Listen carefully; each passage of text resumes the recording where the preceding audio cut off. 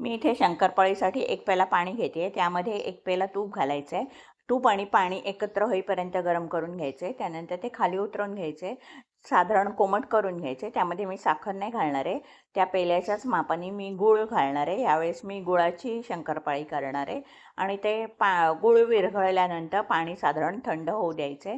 त्यानंतर आपण त्यामध्ये शंकरपाळीचं पीठ मळायचं आहे. मी इथे शंकरपाळी करण्यासाठी मैदा नाही घेणार आहे, गव्हाचं पीठ घेणार आहे. सुरुवातीला मी 3 पेले घेते आहे गव्हाचं पीठ आणि त्यामध्ये हळूहळू करून आपण ते पाणी ओतून पीठ मळून घ्यायचं आहे. जसं जसं आपल्याला लागेल पाणी तसं ओतून घ्यायचं आहे. आणि आता काय करायचं आहे, अजून थोडं त्यामध्ये 2 पेले आपण पीठ घालून घेणार आहे आणि पीठ व्यवस्थित मळून घ्यायचं आहे. छान असं पीठ मळून घ्यायचं आहे आपल्याला. म्हणजे साधारण आपण साध्या साखरेच्या शंकरपाळ्या करताना जसं पीठ मळून घेतो तसंच आपल्याला पीठ मळून घ्यायचं आहे. आणि त्याच्यानंतर अजून थोडंसं आपल्याला पीठ घालायला लागेल. जसं जसं आपण पाणी ओतत जाऊ तसं तसं आपल्याला जाणवतं पीठ किती घालायचं आहे. आणि इथे गूळ आणि गव्हाचं पीठ असल्यामुळे पिठाचा कलर थोडासा काळपट येतो आहे, तेवढं तुम्ही लक्षात घ्या. आणि इथे आता पीठ मळून झालेलं आहे. पीठ मळून झाल्यानंतर नॉर्मल आपण साधारण 2 मिनटं आपण पीठ भिजत ठेवूया आणि आपण नॉर्मल शंकरपाळी करतो तशा शंकरपाळी आपण करून घ्यायचे आहेत. आणि इथे बघा आपण पीठ लाटायला घेणार आहे, पोळी लाटायला घेणार आहे. ती थोडी फाटते.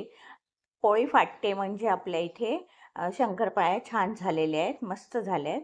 म्हणजे पीठ छान झालं आहे शंकरपाळीचं. आता मी त्या शंकरपाळी पाडून घेते आहे आणि शंकरपाळी पाडून झाल्यानंतर मी त्या शंकरपाळी तेलात तळून घेणार आहे. एका साईडला मी तेल कढायला ठेवलेलं आहे. हे बघा इथे मी शंकरपाळीचा शेप देऊन घेते आहे.